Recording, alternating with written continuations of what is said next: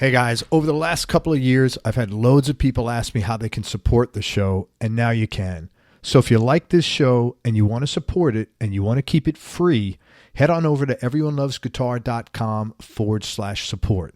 That's everyonelovesguitar.com/support. Thanks for all you do. If you're a business owner and you want to increase your cash flow, or if you're a label or artist and you want to promote new music, then listen up. For information about advertising on Everyone Loves Guitar, including information on geographically targeted ads, go to everyonelovesguitar.com/advertise. That's everyonelovesguitar.com/advertise. Hey guys, I got to tell you a quick story. I recently put in a pair of EMG pickups into my Les Paul Classic, and tinkering with electronics, wires, not my bag. That being said, a little over an hour later, I'd installed the pickups with literally no problems at all. And the quality of the sound is absolutely amazing. I put in the retroactive Fat 55s. That's a new set that they have, and that's because I wanted a vintage, British Brown sound. And these Fat 55s are modeled after the tone of the classic PAFs, which is exactly what I got. The thing I wasn't expecting is it sort of feels like my volume and tone knobs have been expanded to 20. There's like a lot more responsiveness in the volume and tone, and I could even get harmonics now at low volumes on the neck pickup, and any preconceived notions I had about installation being difficult or, there's a problem having a battery in there were totally wrong. The battery thing, it's like putting a battery in one of my kids' toys when they were little children growing up. It's just a total non-issue. And in fact, I'm going to wind up getting the Strat set next because installation for that is even easier because it comes with the pick guard and the pickup's already attached to the pick guard. And if you want to check out EMGs for yourself, now's actually a great time to do this because Rob and Allison are making a special offer available for listeners of this show only. And here it is. For a limited time, head on over to emgpickups.com, buy one or more sets of pickups, and enter ELG in the discount code section of the shopping cart. ELG, of course, for Everyone Loves Guitar. And they're going to give you 15% off, which is huge. The biggest discounts they ever give is 10%. Plus, they're going to give away $70 worth of free bonuses, including an EMG cinch bag, a pick tin, lanyard, stickers, and a t-shirt. Plus, you get a money-back guarantee if you're not 100% satisfied. Plus, not a 2-year performance guarantee on the performance of the actual pickups themselves, but a lifetime performance guarantee. And on top of everything else, you're going to get free shipping. So there's basically no risk at all here for you to try a set or two of EMG pickups. And the great thing about these pickups is, and I got 2 sets, once you install them, and by the way, there's no soldering involved at all, because I couldn't have done it if there was, quite frankly. But once you do install them, all you need to do to swap them out and put another set in is literally disconnect one wire on each pickup, and then you're done. That's it. It's kind of like putting Legos together. It's that easy. So go to emgpickups.com, enter ELG in the shopping cart for your discount code, and that's it. You get to take advantage of this offer right now. Man, this one's always a big challenge. If you want to buy or sell a home or investment property and you're here in the Tampa Bay area, in Hillsborough, Pinellas, or Pasco counties, then listen up. West Florida Real Estate is a local residential real estate broker that's helped over 250 Bay Area homeowners buy and sell their properties in the last 4 years alone. If you're looking to sell, you'll want to get their free report, The 7 Biggest Mistakes Homeowners Make When Hiring a Realtor. And if you're looking to buy a property, you definitely want to get your hands on the 21 Most Expensive Mistakes Tampa Home Buyers Make When Buying a Home. Each one of these reports is going to save you time and money. Inside, you'll discover the 7 most important things to consider when hiring a realtor, what to do if you're buying and selling a home at the same time, and the danger of choosing a realtor who agrees with everything you say. To get your hands on these free reports, head on over to westfloridarealestate.com. That's westfloridarealestate.com. Hey everybody, this is Craig Garber. Welcome to Everyone Loves Guitar. We got a really interesting and really cool artist with us today. We're with Eli Wulfmeier, also known as Leroy From The North, and we'll talk about the name afterwards. It's a good name. And before we get started, I just want to say, Brian Whelan, thanks very much for connecting us, man. Yeah, thanks, Brian. Eli's a founder and guitar player, as I said, for the LA-based Americana rock band. And okay, let me just qualify. Is Americana? I hate that word because it's rock and roll, and I know I'm old, so I have some bias. But this is great groovy music. To me, it's like great psychedelic, laid-back rock. So call it what you like, but listen to it. So Leroy from the North is a band. It could be best be described as, this is like one of the best lines in all of my interviews, a velour tracksuit with a cowboy hat. And there are some guys in the Bronx where I grew up walking around in velour tracksuits with cowboy hats. Influenced by the sounds of 70s country gold mixed with a little Detroit steel. The guitar credits are Leroy from the North solo. Eli's guitar credits, of course, his own band, Leroy from the North. He's played with Dorothy, which Nick Perry, who was on this show, and Owen Barry also played in that band. Country singer Sam Morrow, Blind Melon singer Travis Warren, Shelby Lynn, Wild Feathers, The High Saints, a psychedelic rock band. He lives in Echo Park, originally from a little town outside of Detroit. And he's into water skiing and running, and he is a Taurus. No, I don't know what his sign is. His new album is coming out his EP is coming out the 27th of June, which will be a little after this comes out. So we'll talk about that because I'd love everybody to listen to it. Dude, thanks so much for coming on the show, man. I appreciate it. Thank you for having me. We are live from the F-150. That's what I like here, man. We are, no bullshit here. Dude, you're originally from, you just said Grosse Pointe, a little bit outside of Detroit. What prompted you to move to L.A., and was there like any adjustments you had to make in doing that? I was playing guitar as a kid, and I was playing in clubs in Detroit and whatnot, and it was the place to go, for musicians. So it was sort of, it looked like the postcard. I needed to get out here. And I went to school up in Northern California for a bit, and then moved down here. And immediately just tried to sort of make it happen. Very cool. Now, just as you're talking, I interviewed someone that moved out to L.A. from Detroit, and I'm just having a brain fart now. And he had a great story. There are a lot of us. Is there a lot of guys? Yeah. Yeah. I wish I could think of who. There's a guy, John Five. He moved out from Michigan long time ago. He is fantastic. Yeah, he's a great player, man. What were you doing before moving to LA music-wise? I was playing with kind of anybody that would sort of take me. I had a band in high school, and we were actually, it was pretty fun. I mean, we'd have all our friends come, we'd just charge a cover, and for a summer it was, we did really well. It was great. And then just sort of kicked around in college bands, and then moved down to LA and did the same. I was looking in the back of Music Connection and just sort of going out to clubs and asking other people if they wanted to play or jam. So when you first got out there, you just like started at scratch. Yeah, I didn't know a soul, so it was kind of scary. Yeah. But really fun. I tried to get a job at one point as somebody as like a pool boy, like kind of handing out towels and whatnot. Yeah. That fell through, and then I was going to be a mechanical bull operator at one point.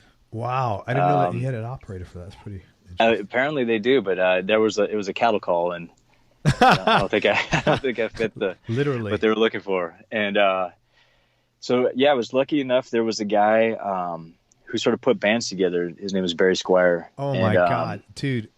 I've heard Barry's name. I just spoke to who's this?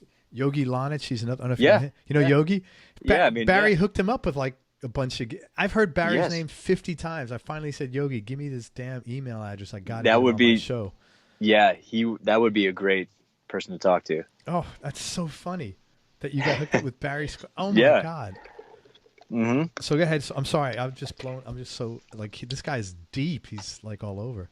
He's helped out a lot of people, and so I ended up getting into a band. It was this artist named Katie Rose, and she was she just had a record. She was on a label called V2, which I don't think is around anymore, but it was an offshoot of Virgin, and they had like Jack White. I think they had the Crows, a couple of just whatever. But so we were doing a lot of promotion and touring on her record for about 2 years, and that just sort of came. Like I was in LA for maybe 4 months or so. How'd you get hooked up with him? I I would hang out at the Viper Room and like the Rainbow and stuff, just because it seemed like it was kind of where to go. And people just sort of mentioned his name, and then I met him, and then there was I went and sat in on a class that he had. He teaches at college, right? He does. Yeah, it was at UCLA, and I just went in for a day, and then all of a sudden I heard there was these auditions, and it just kind of went in. I auditioned for this thing, and then ended up getting it. That's really cool. Yeah, it was weird. It just kind of happened, but. So were you able to not get a proper, a regular job, quote unquote? No, I mean, I ended up getting into this job with this girl, Katie Rose, for like pretty immediately. And then after that, I was just sort of, other bands. I started another band called Lexington Queen. And actually the drummer, his name's Dax Nielsen. He plays with Cheap Trick now. Cool. Was that Rick Nielsen's kid? Mm-hmm. Yeah. That's wild. So yeah, we did, we recorded a bit out at their place in Rockford, and it couldn't be nicer. Like, amazing drummer. I can't imagine the studio that Rick Nielsen has. Yeah, Dax's brother Miles also has a band they're awesome, called Miles Nielsen and the Rusted Hearts, and they're sick. They're definitely worth checking out. But yeah, so we played in a band for a while, and then just kind of band to band, and while you were doing this, did you always know you were going to front your own band, or? No, not at all. Actually, I wanted to be just a guitar player. And when we had this band Lexington Queen that it just fizzles as they do, and I ended up getting into a band. I was working at Interscope as an intern, and while I was at Interscope, there was a thing going on over at Atlantic where they were trying to put a band together that almost had like an Eagles-like thing. And it didn't work out, or whatever it was, but it was this band Lexington Queen, and then they brought in a couple other people.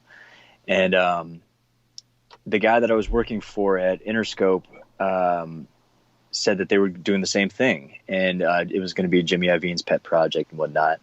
And the band was going to be called Heartland. And he was like, we auditioned some people in Nashville, and they were working with Dave Cobb at the time, who was a producer, now went on to do like Chris Stapleton and Sturgill Simpson and a bunch of other people. And so part of the thing was that we had to, audition for Jimmy Iovine, and it was really specific that we had to have harmonies, like a 3-part harmony or 4-part harmony. And God, they ain't kidding. Is just like the Eagles. Yeah, so I guess they were, just trying to figure out what it was. And so I guess I just sort of pretended like I was supposed to be there, and and was singing along. And my first time, I think, singing in public or singing on record was for Jimmy Iovine, which was kind of strange. Baptism by fire, man. Totally. Yeah, totally. That's holy. And then it became a thing of like, there's a freedom in it in singing and fronting your own band, or fronting. You don't have to really. You can just go out with an acoustic if you need to. So how did that? So just by that experience, you decided all this. You wanted to front a band. Yeah, and then also I had just gotten out of the Wild Feathers, and it was, and I was just sort of looking for a band, just to play in other bands and whatnot, and I think I was just getting frustrated in terms of finding a band. So I was like, you know what? Why don't I just start one and just see where it goes? That's really cool, man. I give you credit for that. It takes some, a little bit of balls to do that. Thanks. Yeah, it was pretty terrifying. Yeah, I'm sure it was. Most things are that take balls, It's not like that's why it takes balls, It's because like, holy shit, this is kind of scary. Yeah. How did you do the recording? Did you record in a proper studio? Did you not that a home studio is not a proper studio? I apologize. No. So I was playing with this guy who was awesome. His name was Brother Sal. He would do some stuff around Los Angeles, and there would be a bunch of musicians that would play with him at this place called Piano Bar.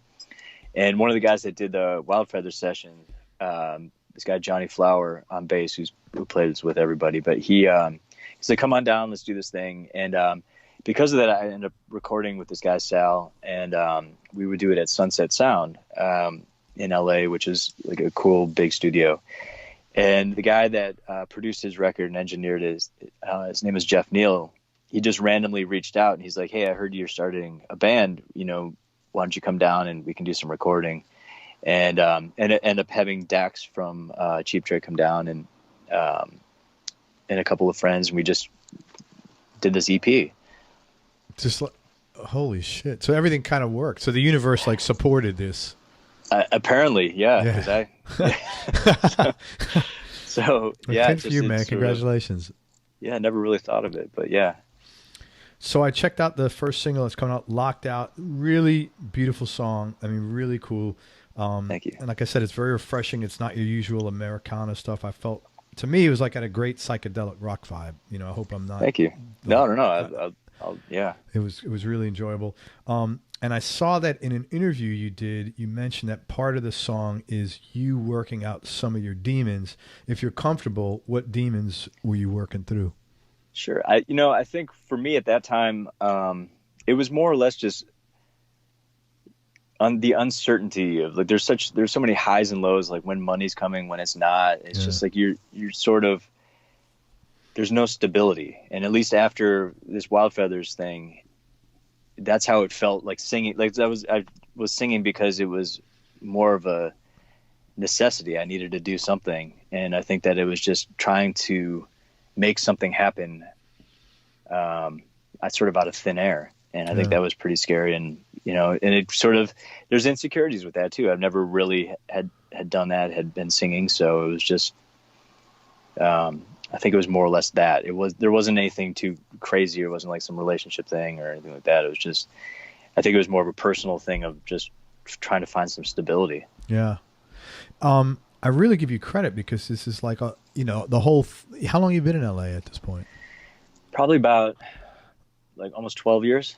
All right. And that's pretty good, man. I mean, you got a record coming out. You went from being a sideman to sort of like accidentally forming your own, not accidentally, but this. Yeah. I mean, yeah, kind of. In a sense, it wasn't like you said, "Hey, I'm going to form my own band." You just had this thing. You said, "Hey, let me do this. Let me finish it through," sort of. I think that's really cool.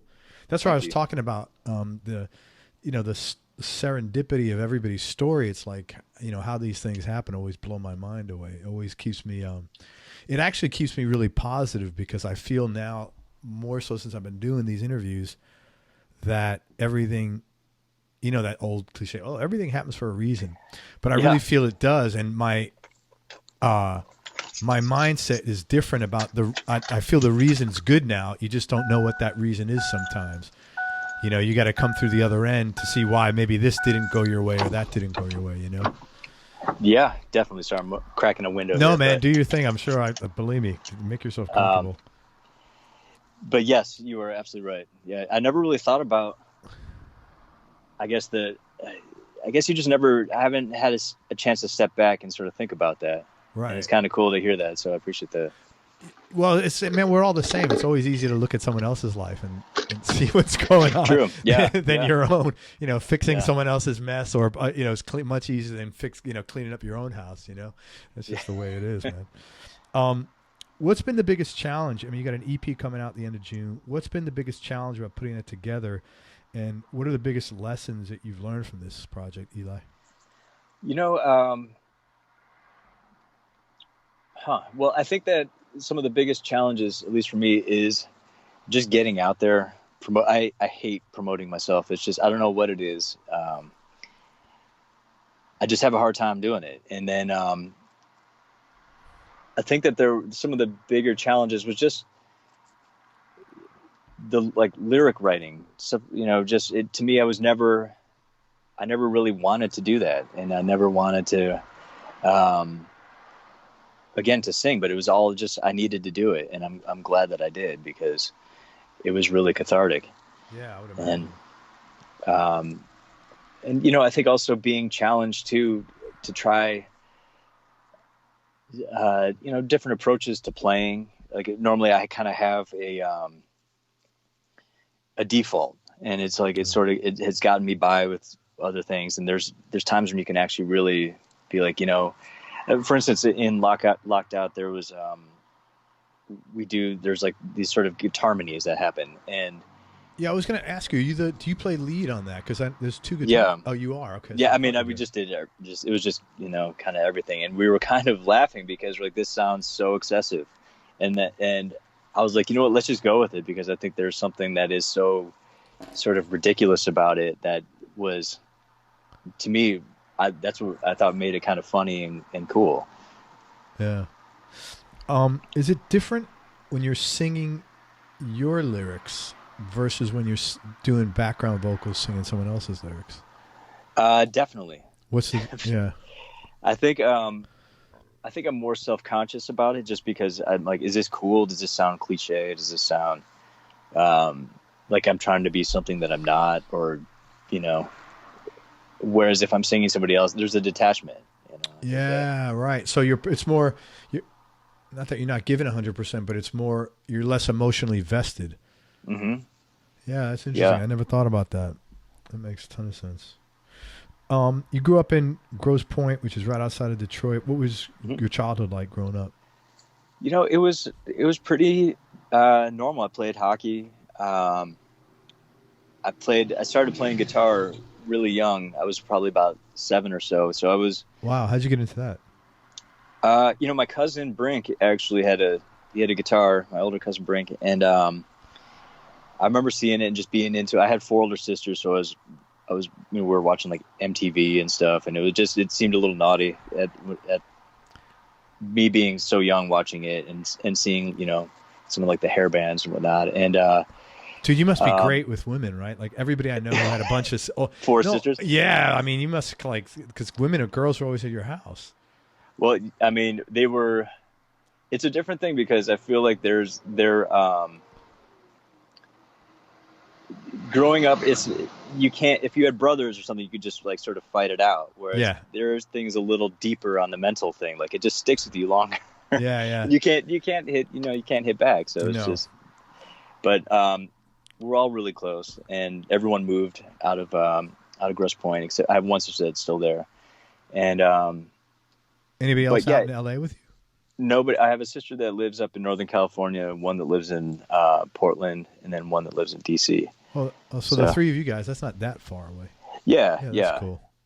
And but yeah, it was, I think in terms of would you ask if what got me into the guitar? Is that? Yeah. You said you started playing at 7. No, it's all good. Believe me, listen, it's all rant. Trust me. You said 7, and I was just like, whoa, that's young. Yeah. You said your cousin Brink? Oh, yeah. So, yeah, my cousin Brink. And then it was great because he became our manager in high school, which was just... That is cool. It was real fun times. That's good, man. And nobody else musical in your family? My mom played piano, and I remember her playing kind of all the time, but that was kind of it. I think it was mainly a way for me, because all my sisters were, they kind of hung out together, so I was just sort of hanging out by myself. Get that. What kind of work did your folks do? Well, my mom, she stayed at home. She was a stay-at-home mom, and then 5 kids. God Almighty, yeah. Yeah. Easy. She would have been easier going to work. Yeah, and my dad was a lawyer. Oh, very cool. Yeah, so it made it difficult to sort of pull any fast ones on him. That's cool, man. Moving forward, so now that you're in a different space, and you still play as a sideman, I'm assuming, right? Mm-hmm. Yeah. But you have your project. What do you see? Like, do you have any vision for what you want the next 3 to 5 years look like? Yeah, I mean, what I'd like to do is start touring. I have the Leroy From The North is a 3-piece, so it makes it real easy to sort of just hop in and go. And I think we have a lot of friends that are out touring right now, so it would be nice to get the record up and get a budget together and hit the road. Do you know anybody you could open for? Like that'd be good to open for like Dorothy or something like that next time. Yeah, when we were with Dorothy, they've been really supportive, and that's cool. That's something. And then when we were out with Dorothy, we opened up for Greta Van Fleet, which was pretty cool. That is cool. I mean, they were just absolutely killing it. They still, I mean, it's just, they are killing it. That's great.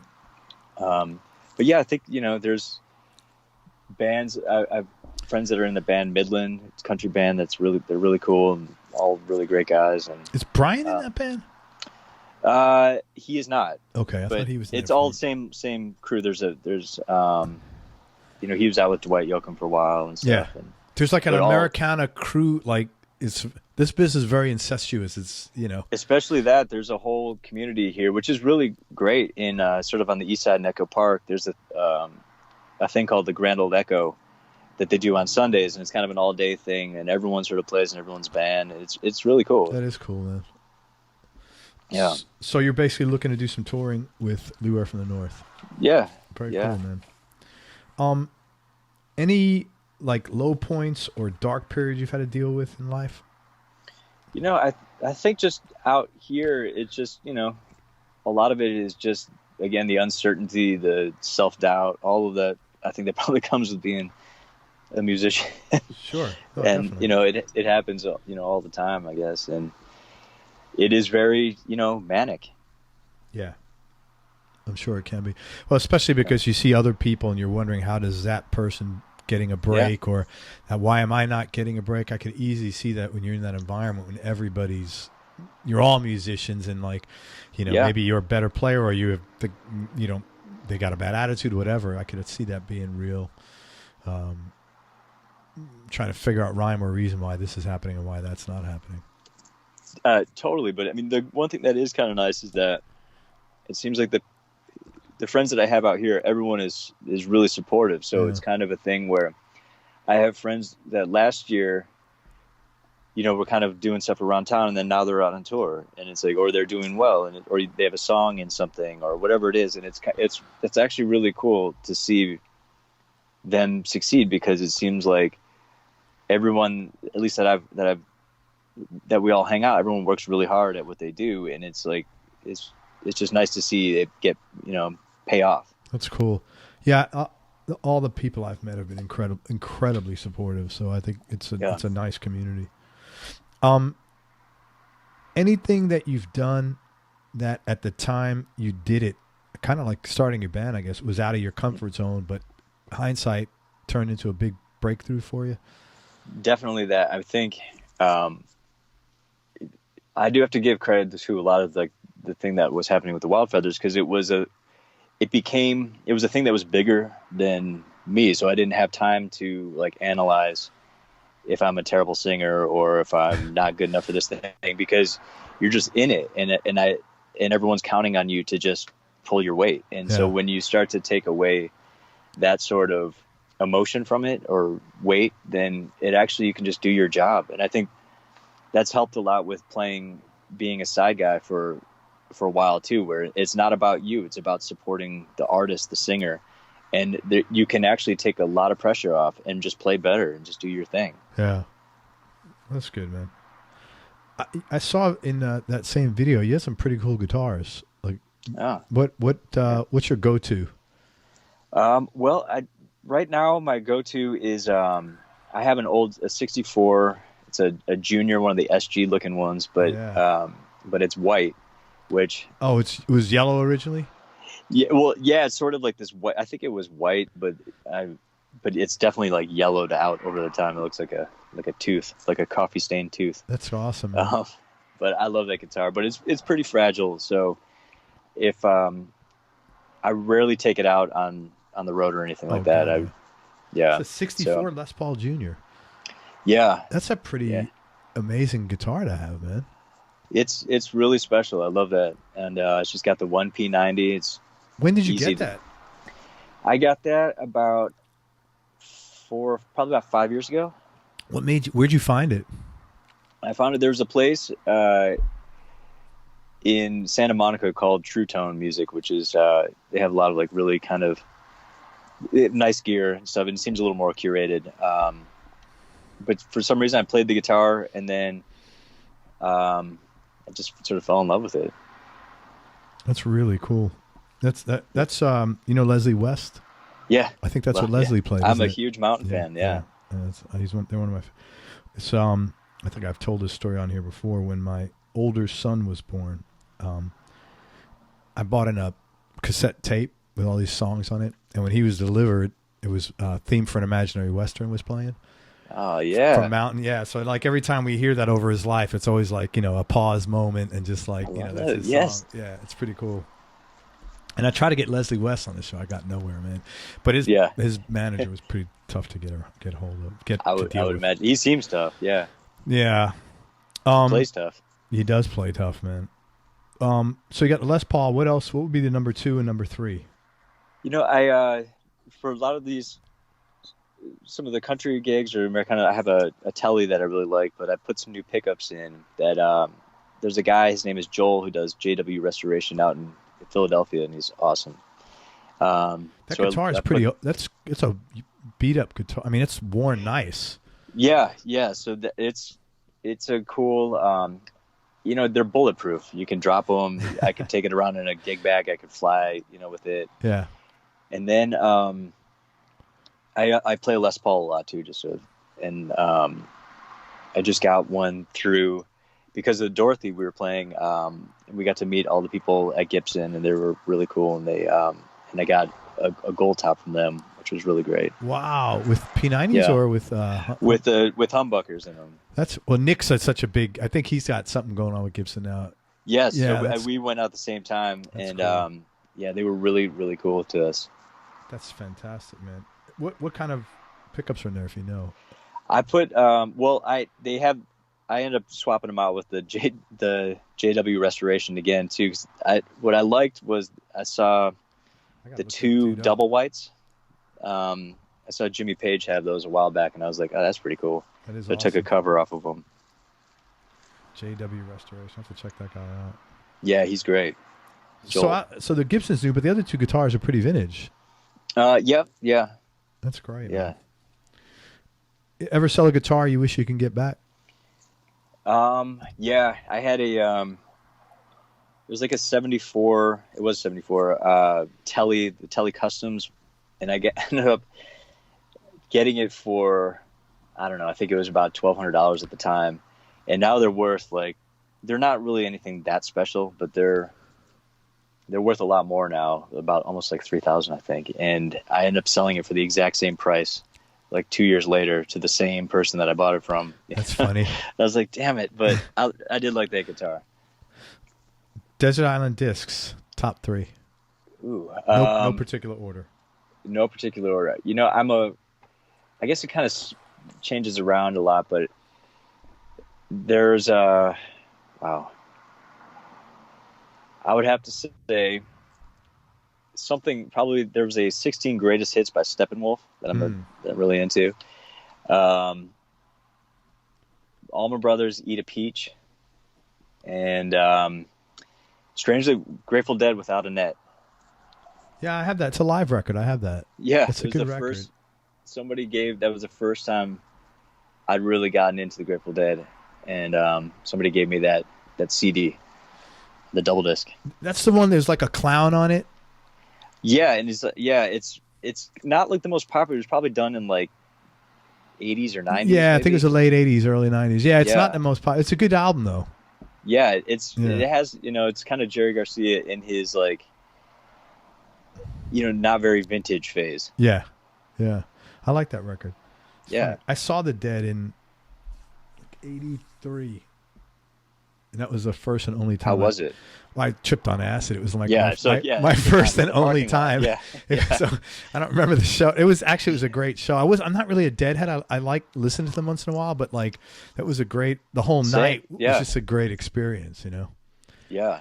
But I didn't have any, some people have bad acid trips. I've only done it once, and it was great. I was like, everybody should do. Well, I just thought, it was it was a real test of control. I don't know, have you ever done it? Yes, yeah. It is kind of, sometimes you have to talk yourself through it. Yeah, man, because I saw the stage was moving, and I'm like, wow, man. But so I said, I'm going to keep this together.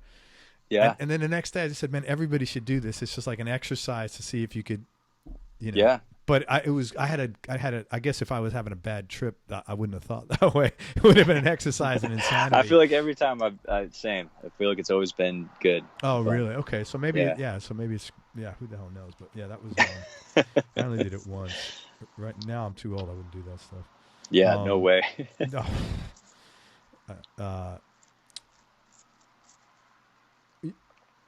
This is a tough question. What do you like most about yourself, Eli? I don't know. I guess sometimes I feel like I can have like endurance to sort of get through some things. Like I said, I like to run. It's sort of a way to get outside, and it's sort of meditative. And I started getting into it where I was running marathons, and and so I feel like it, because of that, there's this sort of thing of like, wow, this really sucks. I don't think I could finish it. And to sort of get through it, I feel like it can apply to other things in life of being like, this sucks, but I'm going to get through it and see it through. So yeah, maybe that's something that I think determination is like a habit. Like if you you're in the habit of getting through shit or you're in the habit of giving up. Yeah. One of the two. Yeah. So I try to do that. It sucks. It totally sucks, but like, trying to get a work ethic going. Yeah. That's awesome, man. Plus, whenever you do something physical, it just gives you so much more confidence. I mean, I know it does me. Not Definitely. that I'm in some great physical shape, but it just gives you feel better about yourself. Yeah, it's better than, plowing through a bunch of booze, I guess. Yeah, oh, hell yeah, man. Flip side, if you could change one thing about yourself, what would it be? Wow. I mean, I'm just so fantastic that I. One time I asked a guy that question. It only happened once. I asked a guy a question. I said, "Man, talk about some of the mistakes you made on your way up, or the tuition you paid, and what lessons you learned." He goes, "No mistakes." I was like, okay, I'm not gonna. Yeah. If you want to like let everybody know you're full of shit, that's you. You have every right to do that. I'm not going to stop you. No, I mean, I think that there's, there's certain things that I definitely could have done better. I think my communication can be sort of tough. Like at times I'm like, people, my communication skills could be better. Let's just put it that way. If I'm saying, is it fair to say you're more on the shy side? Yeah, I would say so. Yeah. Yeah, you're doing great. I think that's why. Thank you. These things terrify me, but I think sometimes that's why I play guitar. Take a deep breath. What's that? I'm sorry. Well, I think it's probably why I started playing guitar in the first place was because it's sort of you didn't need to speak, like you don't need to like be on. Yeah. You just kind of do the thing, and I guess there's a social thing that sort of terrifies me at times. Yeah, man. A lot of musicians, it's a very common thing for musicians, and they get like the guitar as a role a way for them to get out of that without. Yeah. The music does it for you. You're automatically in this new role where it takes it over. So I understand a lot of guys I've spoken to are like that. It's funny that you say that because I just thought about this, but I remember just being new in Los Angeles where I would drive around a lot just because I needed to get out of the house, but there was something about being safe in the car. Like you didn't have to talk to anybody. Yeah. You can just drive around, see scenes, kind of like drive around Sunset, drive to the beach, whatever. And it's just this sort of like, you're still like in a bubble without having to really put yourself out. Same thing with playing guitar. It's like, you don't have to like, you're expressing yourself, but it's behind something. Yeah. Which is kind of, I don't know, maybe it's a cop out. Well, no, if you're naturally shy, it's easier. Yeah. It makes it easier because you want to communicate, but you don't want to communicate. You don't want to do it in a. You make yourself vulnerable through your instrument. It's almost like there's a. Like a safety blanket or something like that. Sort of. I totally get it. Yeah. Yeah. How did you? That's another thing. It's feather in your cap. That's pretty big to being a shy person and coming to L.A. Yeah. I mean, that's not like. What was there any not cultural, but was there any like, Crocodile Dundee adjustments you had to make? I mean, when I first moved here, it was really interesting, like, cause you're just up for anything. So you end up in like the weirdest, some random party or some random, like you're just kind of, and you meet it was a really fun, like kind of bohemian time. Like, we were all just like, sort of broke figuring it out, jamming with people. Some things didn't work. I still have friends that that we're still really close with, and That's there's cool. just but yeah, you end up at some weird Hollywood party or something, or some it was just you sort of settle, I think, the more as time goes on. And I think that there are times where you're like, you know what, I need to maybe get out a little bit more and get inspired or something. Yeah. It's easy to sort of get into a routine. Yeah, it is. That gets easier as you get older. You got to force yourself more, even. Believe it or not. Totally. Any non-musical superpowers? Not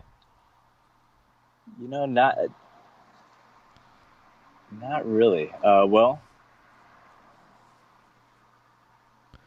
no. I mean, I really, in terms of, no, my communication skills are really strong. You're doing fine, man. Thanks. No, I don't know. I really haven't thought about that.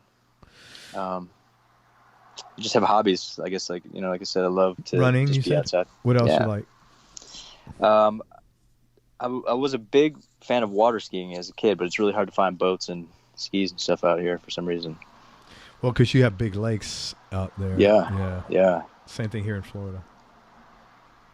Yeah. 3 questions left. Toughest decision you've had to make, or most difficult thing you've had to do? I think probably leaving home was a big thing. Moving just in general, like moving bands, like trying to get out of a bad situation or something that just simply wasn't working, and I think sometimes you can be sort of all in on a band and then something just isn't clicking and it's time to move on. And it's like it's probably disappointing, I'd imagine. Very, yeah, because you're like, I'm here, I'm ready to do this thing, and you just hope that you just handle it gracefully, I guess. Yeah. Well, to your credit, now that you've got your own project, at least, that's your primary vesting. Yeah. Which is cool. Yeah. Most embarrassing or funniest thing that's ever happened to you on stage? I mean, there's been nothing too crazy. You hear these stories of things that happen, but like, there's been many times where you go for a big solo or something, and you're really hamming it up, and you step on your cable or something, and it's just nothing. I think in terms of, that's probably been about the extent of something that's been terribly embarrassing, but it's, you sort of you get through it, and you just, unfortunately I haven't had any situations where I've completely wiped out or anything like that, but yeah, it sounds pretty mellow. Yeah. I guess maybe the psychedelic Americana doesn't lend itself to the scissor kick. Not yet. You'll get crazy. Don't worry. Yeah. Hey, and last question, Eli. Oh, actually, I want to ask you another question. Sure. But I'll ask you when we talk about your album and EP. What's the best advice you've been given, and who gave it to you? When I first moved out here, I met this producer who was really, I'll never forget it. He took the time to meet with me, and his name is Rick Solomon, and he said, pay it forward. It just was like, whenever you can, pay it forward. And I don't know if I've really been able to do it, but it's something that's stuck with me, and I think that's probably a pretty good thing to sort of live by. Yeah, it's pretty cool. I think it is too. Makes it. I like all that karma shit. If you believe in it, it's good. It's good to it can't hurt, right? No, man, it's definitely. Hey, I want to tell people about Leroy from the North, your band, but tell people how you got. Tell the listeners how you got Leroy from the North, because it's a very funny. Well, so my real name is Leroy, but I'm the fourth. So my parents, for some reason, always called me Eli, and I'd go around town or just playing gigs and stuff, and people thought that I was always from the South. So I just went, my name's Leroy. It sounds kind of like a Southern name, and but I'm actually from Michigan. So, so Leroy from the North. So from the North, yeah. Good, a great band name, man. It really is. Thank you. It's very cool. You. So tough to come up with. No, they're really tough to come up with, man. I want everybody check out Eli Wulfmeier's music. The band is called Leroy from the North. The record comes out, let's see, it'll be out 1 week by the time this, just a few days actually, by the time this interview drops. The single is called Locked Out. Really nice song, man. It's a very cool song. You've done a really good job on it. The EP has got 6 songs, and there's an LP coming out, an album coming out in the fall. Does people say LP anymore? I feel like a dinosaur. I like it. I think it stays. All right. The LP is coming out in the fall. God damn it. And and hopefully he'll come back on and we'll talk about the album when it comes out. Dude, thanks so much. Any final words of wisdom? Hey, I just want to say thank you for having me. It was really a pleasure. It's my pleasure. I hope to see you again. I wish you best of luck with the record, man. I really like the single, and I hope the record as well. I'm looking forward to listening to it. I appreciate that. Thank you very much. You're welcome, man. Thank you. Everybody, thanks so much for listening. If you enjoyed this interview, please share it on your social media. Make sure you subscribe to the podcast. We really appreciate your support. Thanks again to Eli Wulfmeier. Please support Eli's music. Check out Leroy from the North. Listen to the new record. The album will be out shortly. And what else? Go to everyonelovesguitar.com. Sign up to our newsletter list so you and I can connect. And most important, remember that happiness is a choice, so choose wisely. Be nice, go play your guitar, and have fun. Till next time, peace and love, everybody. I'm out.